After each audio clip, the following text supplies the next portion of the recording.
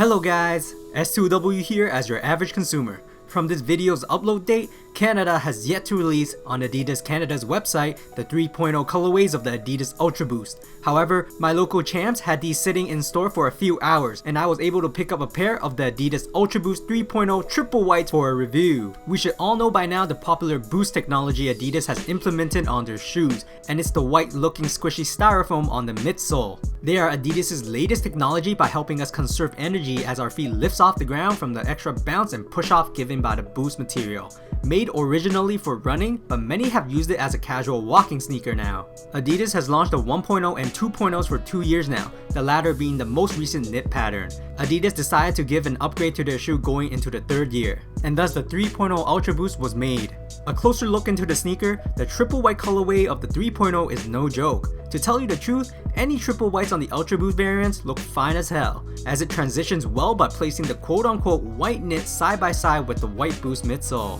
Visually, the lateral side and the medial side of the sneaker is the same. However, one apparent thing that's different on these 3.0s is that the plastic cage comes in a translucent plastic material. As you can see here, my finger can be seen through the plastic cage. As it's translucent, the color scheme of the cage makes it seem more milky than white, which is different from what we usually see on the 1.0 and 2.0 cages. The sneaker does come with the traditional white lace, and the tongue also have the Adidas running logo for further branding.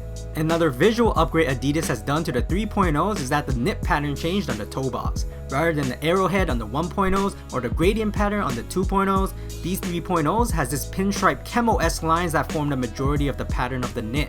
These lines are gray in color, and surprisingly, if you run your fingers across the knit, you can actually feel the gray lines bumping up rather than a smooth, even knit. A lot of people like this pattern more than a 2.0 gradient, and a lot of people dislike it as it reminds them of stretch marks, but in my opinion, they do not look as bad in hand. The knit is still prime knit, Adidas's top of the line knit technology famous for its stretchiness, breathability, and lightweight feel. However, this prime knit is very different than the prime knits on the 1.0s and 2.0s. The prime knits on the 3.0s are definitely much thinner and thus more stretchy and breathable if anything. As I do not have the PK NMDR1 to voice my opinion on those, the closest feel of the 3.0 prime knit that I can compare it to on another sneaker are the PK NMD XR1s.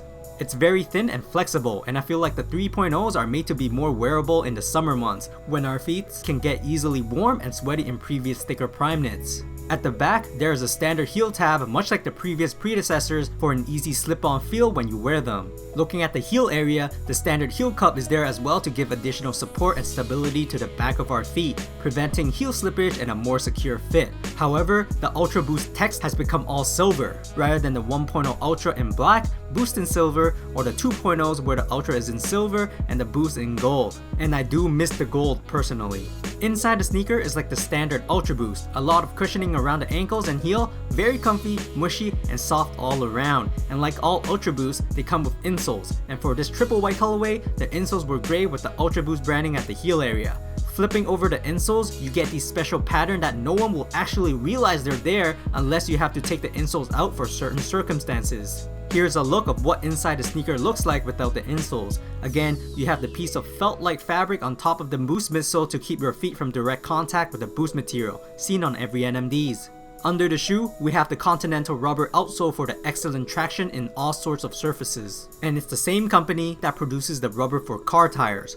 Also for support, there is a torsion system bar near the midfoot area of the outsole for midfoot stability.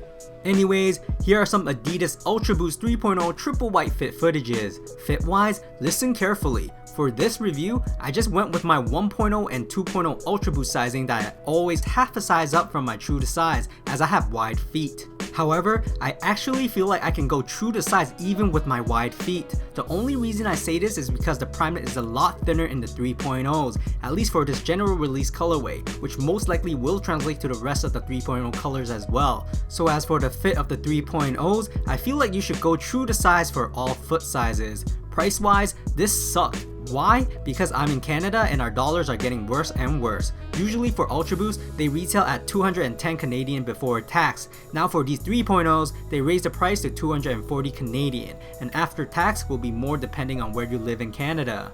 This just makes my salt even worse when the reigning champ Ultra Boost collab was only at 230 Canadian dollars before tax at retail a week ago from this video's upload date. And it looks like those are the last Ultra Boosts in Canada to have the old pricing. Comfort wise, they feel the same as any other Ultra Boost, minus the fact that the toe box feels roomier, and I mean roomier enough to actually want to stay true to size for me. As always, throw me some likes if you liked the video and let me know in the comments if you will be copying these 3.0 Ultra Boosts in the future.